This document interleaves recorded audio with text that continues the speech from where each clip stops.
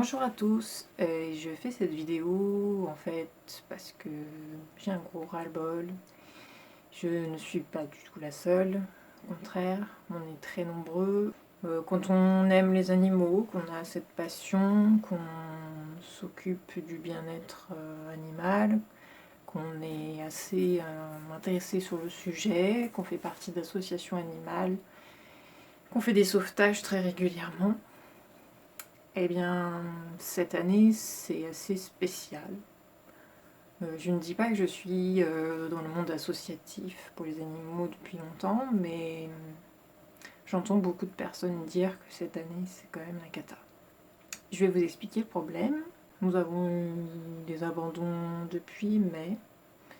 Les associations sont pleines à craquer là depuis juin, avec très peu d'adoptions. Ça s'est beaucoup calmé là en juin. C'est tous les étés pareil, il y a énormément d'abandons.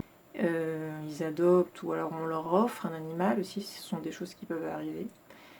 Ils adoptent ou ils achètent plutôt un animal et ils réfléchissent pas que sur la durée, ben oui, il va falloir s'en occuper, même si c'est un rongeur qui ne vit que 1 ou 2 ans, 3 ans maximum en général. Eh ben oui, il y a des gens qui abandonnent leurs rongeurs. Des animaux qui ne vivent pas si longtemps que ça. Et clairement, si déjà un animal qui vit 2 ans, on ne peut pas l'assumer sur toute sa vie, j'imagine même pas pour les chiens et chats. Moi je suis plutôt du côté de tout ce qui est nouveaux animaux de compagnie, donc les NAC, on les appelle comme ça.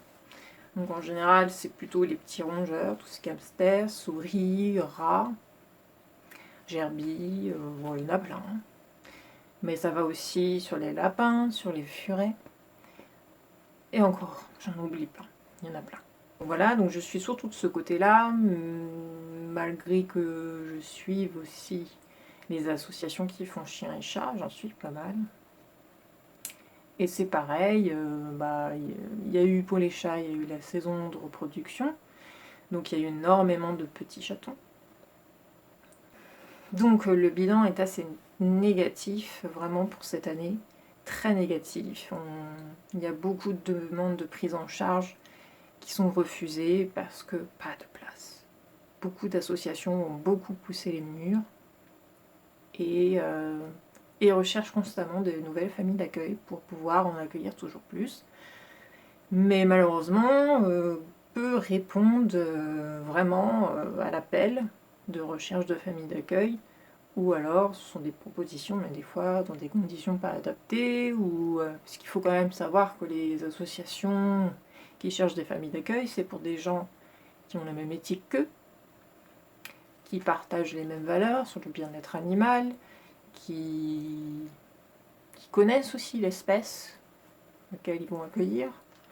On ne s'invente pas non plus famille d'accueil, mais je pense qu'avec beaucoup de bonne volonté et d'écoute, de recherche d'apprentissage, je pense qu'on peut y arriver. Mais encore faut-il le vouloir. Il y a aussi eu peu d'adoptions. Donc oui, comme souvent en été, les gens ils sont plus en recherche de vacances. Cette année, c'est sûr qu'il y a eu un rebond là-dessus, puisqu'il y a eu un enlèvement des restrictions sanitaires, ce genre de choses. Donc là, c'est vraiment la première année où les gens profitent, et clairement, l'option adoption n'est pas prévue. Ça peut se comprendre, malheureusement, c'est comme ça. Mais sauf que derrière, ce qui ne va pas, c'est quand même tous les abandons. Parce que s'il n'y avait pas d'abandon, on ne rechercherait pas des adoptions. C'est peut-être bête à dire comme ça, mais c'est la logique. Le problème, c'est qu'il y a toujours autant de personnes qui achètent en animalerie, qui achètent chez des particuliers aussi, sans vraiment réfléchir au bien-être de leurs futurs compagnons, sans réfléchir à leurs besoins, avant d'adopter, d'acheter. Il faut savoir quand même que c'est un être vivant, que ce sont des responsabilités, alors qu'on n'est pas réfléchi avant. On se dit parfois que nos connaissances sont bonnes, donc on les reproduise. Mais après, c'est vrai qu'on a quand même ce fabuleux outil, c'est Internet. Et les réseaux sociaux aussi. Bien sûr, il y a de tout. Il y a de toutes les opinions. Il faut savoir soi-même ce qu'on en attend. Est-ce qu'on préfère un animal avec beaucoup d'enrichissement, un enrichissement épanouissant pour l'animal, ou est-ce qu'on veut faire au plus simple et se contenter du minimum, même parfois du assez pour vivre. Alors voilà, tout ça pour dire que dans le monde associatif animal, on est vraiment désespéré. On est désespéré de voir la mentalité française, francophone même, être dérisoire, être pire chaque année. On a l'impression que c'est de pire en pire, que tout ce qu'on fait, en fait, ce n'est qu'une goutte dans un océan. On a vraiment l'impression qu'on n'avance pas dans le bien-être animal, qu'on est désespéré de voir toute cette maltraitance animale, qui parfois n'est qu'une maltraitance passive, mais ça reste une maltraitance qui peut faire de très très gros dégâts. Quand on laisse un animal sans s'en occuper, oui, forcément, il y a des soucis de santé qui peuvent arriver, des soucis de santé très graves. Il y a beaucoup de choses qui peuvent arriver pendant tout ce laps de temps où on ne s'en occupe plus. Voilà. Donc, le message que j'aurais à faire passer aujourd'hui, c'est vraiment sensibiliser les gens autour de vous. Vous n'y arrivez pas, ce n'est pas grave, il ne faut pas forcer les gens, mais il faut leur donner des conseils s'ils ont envie de les écouter. Parce que malheureusement, on ne pourra pas faire changer d'avis quelqu'un qui n'a pas envie d'avoir des conseils. On peut, après tout dépend de la façon dont on expose les conseils. Ça peut être très bien dit autrement qu'en conseil, vraiment en introduisant quelque chose de positif et en rajoutant quelque chose d'encore plus positif. Voilà. Il y a différentes façons d'aborder les personnes suivant leur sensibilité. C'est vraiment très important. Donc sensibiliser les gens. Il y a aussi aider les associations, ne serait-ce que par partager leurs publications sur les réseaux sociaux, ça peut les aider. Leur faire des petits dons, petits soient-ils, grands soient-ils, peu importe, un don, reste vraiment une aide. Ça peut vraiment aider un animal. Si 100 personnes font un don de 1 euro, ça fera 100 euros. Et 100 euros, mais c'est pas rien, c'est pas rien. Sinon, vous pouvez aussi aider les associations en devenant famille d'accueil. Donc, comme je vous en ai parlé précédemment, bien sûr, il faut d'abord avoir un projet sérieux, bien y réfléchir, faire une proposition à l'association qui soit près de chez vous, soit ressemble à votre éthique, à laquelle vous êtes en accord avec l'éthique, soit en parler autour de vous, de cette association. En général, le bouche à oreille fonctionne très bien.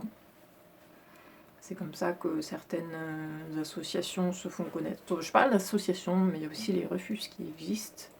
Les refuges, c'est aussi, c'est pas le même principe parce qu'il n'y a pas de famille d'accueil. Il y a vraiment un endroit concentré, on va dire, avec tous les animaux, dans différents lieux. Voilà, ça dépend de l'organisation de chaque refuge. Mais il y a bien les refuges et les associations. Vraiment, soutenez-les. Soutenez tous ceux qui aident les animaux. Même si ce n'est pas votre priorité dans la vie, dites-vous que n'importe quelle aide, petite soit-elle à vos yeux, est vraiment une aide énorme pour les associations ou les refuges en question. Voilà. Donc je vais terminer cette première vidéo faite un petit peu à l'arrache. C'était vraiment quelque chose qui me tenait à cœur de parler. J'espère que cette vidéo pourra être un petit peu vue par un petit peu de personnes. Et j'espère que je n'ai pas été trop longue. Je vais essayer de couper les morceaux. Je suis un petit peu trop longue. Voilà, je vous souhaite à tous une très bonne journée, une très bonne nuit, un très bon réveil, de bonnes vacances aussi si vous n'êtes toujours pas partis. Et pensez aussi, dernière petite chose, pensez aussi aux animaux qui ont besoin de covoiturage ou de cotraînage. Donc un covoiturage, c'est quand on part en vacances par exemple, on prend sa voiture ou on va en train. Eh bien, certaines associations ou refuges sont intéressés par votre trajet. Et souvent, bon après, ça dépend aussi de vos possibilités. Mais souvent, vous pouvez accueillir soit quelques animaux dans leur boîte de transport, je pense surtout pour les nacs, ou soit vous pouvez accueillir un... Mais il y a les chats aussi qui sont dans leur boîte de transport, vous pouvez accueillir peut-être un chien, si vraiment c'est possible, ça c'est génial aussi. Voilà, il y a toujours... vous pouvez toujours penser à ça aussi, ça aide énormément les associations et les refuges, de les aider pour les trajets, parce que les trajets, c'est très important, ça aide pour les prises en charge et pour les adoptions aussi, voilà.